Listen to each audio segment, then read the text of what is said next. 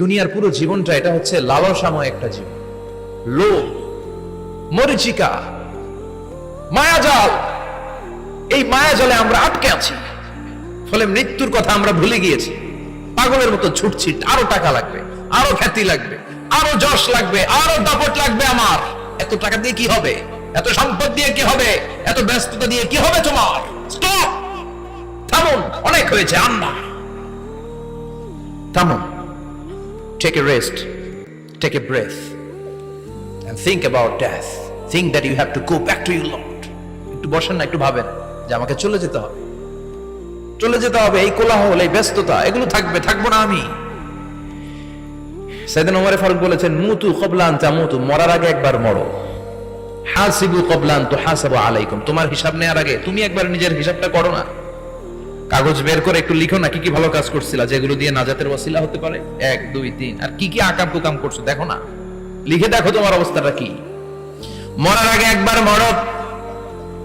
মরার আগে খাটের মধ্যে শুয়ে শটান করে চোখ বন্ধ করে একবার মরার ভান করে দেখেন কেমন লাগে। চোখটা বন্ধ করেন আর ভাবেন আপনি নাই, কি কি হতে পারে ভাবেন।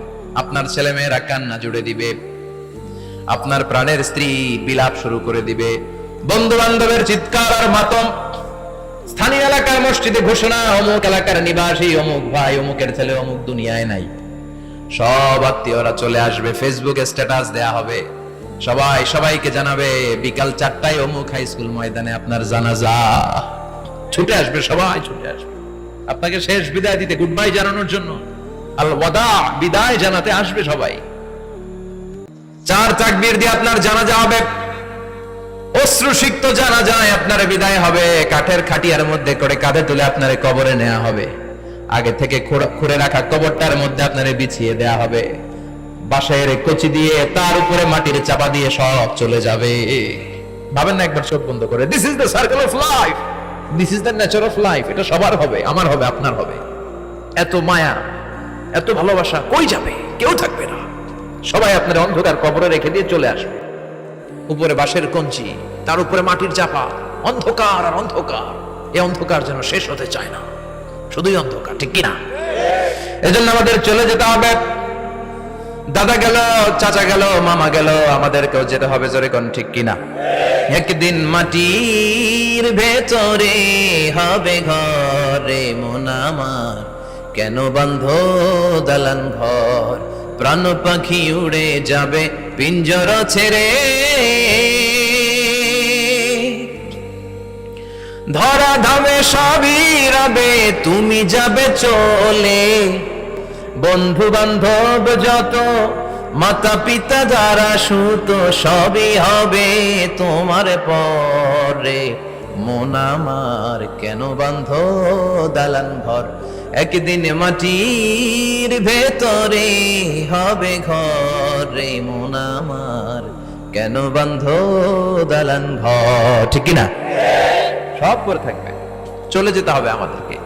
এজন্য আখিরাতের কথা যেন আমাদের স্মরণ হয়। বিষ্ণুই বলতেন, নাহাইতুকুমান জিয়ারাতিল কুবুর, আমি তোমাদেরকে কবর জিয়ারত করতে আগে নিষেধ করতাম, কিন্তু এখন নিষেধাজ্ঞা প্রত্যাহার করে নিলাম। এখন সব সময় তোমরা কবরের সামনে যাবা আর জিয়ারত করবা। কবরস্থানে জানতো বড়ুয়া কৃষ্ণপুরের এই গ্রামের কবরস্থান আছে কোন দিকে? পূর্ব দিকে আছে, গোখরার জলের ওদিকে। যান আপনারা, একটু যাবেন, একটু গেলে আখিরাতের কথাটা স্মরণ হবে। ওখানে ছোট শিশুরা শুয়ে আছে, কিশোর যুবকরা আছে, আপনার মতো তাগড়া যুবক মুরব্বীরা আছে। এরা এই এলাকায় থাকতো, এরা আকাশ থেকে নেমে আসে না, এই এলাকার সন্তান আজ নাই। একটা সার্টেন পিরিয়ড শেষে আপনিও থাকবেন না। This is the nature of life, this is the circle of life. ছোট্ট শিশু হয়ে এসেছিলেন, শৈশব, কৈশোর, যৌবন, প্রৌঢ়ত্ব। আগে ছিলেন সিঙ্গেল, বিয়ে করে হয়ে গেলেন ডবল। এরপরে আল্লাহ আপনাকে একটা মেয়ে দিল, এরপরে মেয়েকে বিয়ে দিয়ে শ্বশুর হলেন, এরপরে ওই মেয়ের ঘরে সন্তান হতে নানা হলেন। আর কতদিন? অনেক দিন হলো তো, অনেক লম্বা সময় পেয়েছেন আপনি। Think about death. এবার যাওয়ার কথা ভাবেন, আখিরাতের সামানের কথা ভাবেন, ফিরে যেতে হবে। কি শক্তিশালী যুবক, বার্ধক্য চলে আসলে লাঠি ছাড়া চলতে পারে না। কুচকুচে কালো দাড়ি সাদা হয়ে যায়, দাড়ির শুভ্রতা, বয়সের ভার, রং ধরা যৌবন জং ধরে শেষ, ঠিক কিনা? This is the circle of life. যুবক ভাইরা, এটাই জীবন, চলে যেতে হবে, কেউ থাকতে পারবে না, ঠিক কিনা? এটা রিমাইন্ডার আল্লাহ সূরার ভেতরে দিয়েছেন যে তোমাদেরকে ফিরে যেতে হবে। এই লোভ লালসা ছেড়ে দাও। রব্বুল আলামিন বলেন আলহাকুমুত তাকাসুর হাত্তা যুরতুমুল মাকাবির। ও গোলাম, দুনিয়ার সম্পদ লোভ লালসা তোদেরকে পাগল বানিয়ে দিয়েছে। এই লোভ পাগলামি কোনোদিন তোদের থামবে না যতদিন না তোরা কবরে ঢুকবি। ঠিক কি না? কার কথা? আল্লাহ বললেন দুনিয়ার সম্পদ আর লোভ আর মোহে তোমরা গাফেল হয়ে গিয়েছো। আখিরাতের কথা বেমালুম তোমরা ভুলে গিয়েছো, কিন্তু আখিরাতে তোমাদের যেতেই হবে, কবরের বাড়িতে তোমাদের ঢুকতেই হবে। ঠিক কি না? যেতেই হবে। আমরা ভুলে যাই। আলহাকুমুত তাকাসুর, অতিরিক্ত পাওয়ার লোভ, বেশি বেশি খাওয়ার লোভ, বেশি বেশি জমানোর লোভ মানুষকে গাফেল বানিয়ে দিয়েছে। এটা মানুষের স্বভাব।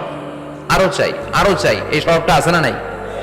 দেখবেন ছোট বাচ্চারা মসজিদের দোয়া অনুষ্ঠান শেষে জিলাপি দেয় না? বড় কৃষ্ণপুর কি দেয়? আগে বাতাসা দিত না, এখন কি দেয়? জিলাপি দেয়, মিষ্টি দেয়। তো মসজিদের 2-3 গেট থেকে যদি দেয়, ছোট বাচ্চারা দেখবেন এদিক দিয়ে কয়েকটা নেয়, নিয়ে আবার ওই গেটে লাইন ধরে।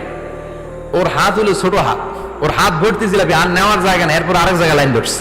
আরো লাগবে, আরো লাগবে, এই আরো আরো আরো চাই।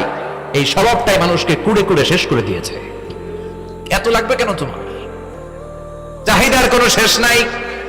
Unlimited demand of human being. যার আছে বেশি তার চাই বেশি।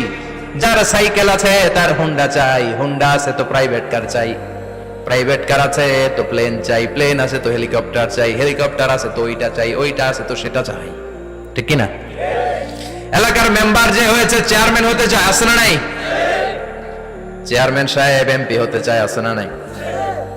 এমপি সাহেব মন্ত্রী হতে চায়, আছে না নাই?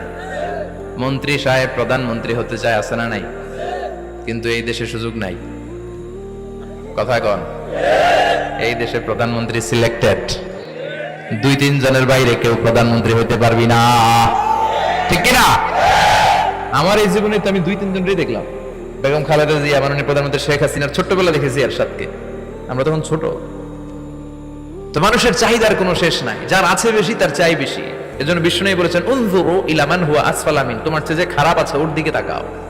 ওয়ালা তানজুর মান হুয়া আ'লা মিন, তোমার চেয়ে যে ভালো আছে ওর দিকে তাকাও না, তোমার চেয়ে যে খারাপ অবস্থানে আছে ওর দিকে তাকাও। অনেকে নিজের অবস্থান নিয়ে সুখী না, এরকম আছে না নাই? আল্লাহ আমার এটা দিল না রে, ওইটা দিল না রে, পাইলাম না রে, কিচ্ছু হয় না, কি করব জীবন, হতাশ।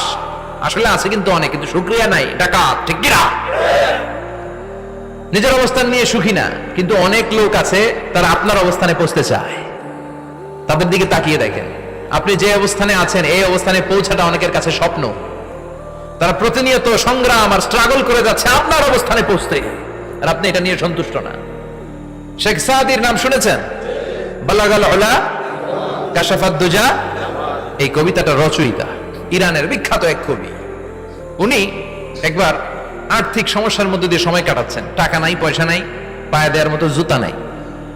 উনি খুব দুঃখ পেলেন, হায় রে, আমি ইরানের এত বড় কবি, আমার পায়ে দেওয়ার মতো জুতা নাই। দুঃখ ভরা মন নিয়ে রাস্তায় হাঁটতে বেরোলেন। হাঁটতে হাঁটতে হঠাৎ দেখলেন একটা লোক শুয়ে শুয়ে কাছে, ওই লোকটার 2টা পাই নাই, পাই নাই। উনি সেজদায় পড়ে গেলেন, আল্লাহর কাছে ক্ষমা চাইলেন, আল্লাহ অনেক দিয়েছো, শুকর আলহামদুলিল্লাহ। এজন্য যেই পরিস্থিতিতেই থাকি না কেন আমরা কি পড়বো? জোরে বলেন, কি পড়বো? এজন্য কানাতু মিনাল ইসলাম, অল্পে তুষ্ট থাকার নাম হলো ইসলাম। সম্পদ লাগবে কিন্তু সম্পদের পাহাড় লাগবে না। ঠিক কি না? অল্প খান, অল্প পড়েন, অল্প জামান, অল্পের ভেতরে বরকত ঢুকায়া দিছে কে? দেখবেন যাদের সম্পদ অল্প তারা সুখী বেশি। জরিপে এটা দেখা গিয়েছে, অনেক সার্ভেতে এটা এসেছে, যারা সম্পদশালী এরা দুঃখী বেশি, এদের দুঃখ বেশি, টেনশন বেশি। খুব স্বাভাবিক, টাকা যার বেশি রোগ তার বেশি, টাকা যার বেশি টেনশন তার বেশি, টাকা যার বেশি ঘরে শান্তি তার কম। আছে না নাই? ঘরের ভেতরে অশান্তি, ছেলে কথা শোনে না, ছেলে টানে গাঞ্জা, মেয়ে করে পরকিয়া। আছে না নাই? স্ত্রী কথা শুনে না, ভালোবাসা নাই, ঘরটা জাহান্নামের টুকরা। রোগ বালাই, এক একটা হসপিটাল বিল পরিশোধ করতে মাসে 5 লাখ 10 লাখ। আছে না নাই? কিছু খেতে পারে না, ডাক্তার একেবারে ডায়েট মেনু বেঁধে দিয়েছে, ডায়েট, ভেরি ডায়েট মেনু। এটা এটা এটা এটা কিছুই খাবেন না, শুধু গরু খাবেন না, খাসি খাবেন না, চিংড়ি খাবেন না, খালি ঘাস খাবেন, ইচ্ছে মতো ঘাস খাবেন, মানে ঘাস জাতীয় যত আইটেম আছে সব খাবেন, শাক খাবেন, সবজি খাবেন, সালাদ খাবেন। গরু, চিংড়ি, মুরগি, গোশত, ইলিশ কিছু খেতে পারে না। তাহলে রোগ বেশি, খাওয়ার মজা নাই, ঘরে সাংসারিক শান্তি নাই, খালি ব্যারাম আর ব্যারাম, ঠিক কিনা? কিন্তু সম্পদের পাহাড় ঘটেছে। আর অল্প যারা খায়, অল্প পড়ে, রিক্সাওয়ালা, কুলিওয়ালা, অল্প বেতনের চাকরি, কিন্তু হক হালালি মেনে চলে, দেখবেন শান্তি আছে অনেক। হ্যাঁ, বাসা ভাড়া দেয়, ফ্যামিলি চালায়, বাচ্চাদের স্কুল বিল, এরপরও মাস শেষে 1-2 হাজার টাকা হাতে থেকে যায়। আর ওর প্রতি মাসে 10 কোটি টাকা ইনকাম, তারপরও ব্যাংকের ঋণ আছে না নাই? সুখ কারে বলে? কিভাবে আপনি সুখকে ডিফাইন করবেন? সুখ তো টাকায় কিনা যায় না, শান্তি টাকা দিয়ে হয় না, শান্তি দেওয়ার মালিক কে? শান্তি আছে অল্প খেয়ে শুকর করার মধ্যে, শান্তি আছে আলহামদুলিল্লাহর মধ্যে। চিল্লায় বলেন ঠিক কিনা? এজন্য অল্প খাবো, অল্প পড়বো, অল্প জামাবো, অল্পের ভেতরে বরকত দিয়েছে কে? দেখেন, ধনী ভাইরা খেতে পারে না, কিন্তু রিকশালার কি সমস্যা হয়? রিকশালারা সব খেতে পারে, কুলিওয়ালা, দিন মজুর, এরা একেবারে স্লিম সুঠাম দেহি, মেদহীন পেট, পেটে কোনো মেদ নাই, ভুড়ি নাই। আর কোটিপতিদের মেদ আছে না নাই? এত বড় বড় পেট, ঠিক কিনা? আমাদেরও পেট আছে, তবে হালাল পেট, এটা হারাম টাকা দিয়ে এই ভুড়ি বানাই নাই আমরা। চিল্লায় বলেন ঠিক কিনা? রিকশাওয়ালা, কুলিওয়ালা নিজেও নামাজ পড়ে, বউ নামাজ পড়ে, বাচ্চাটাও নামাজ পড়ে, রিকশা চালায় আর জিকির করে লা ইলাহা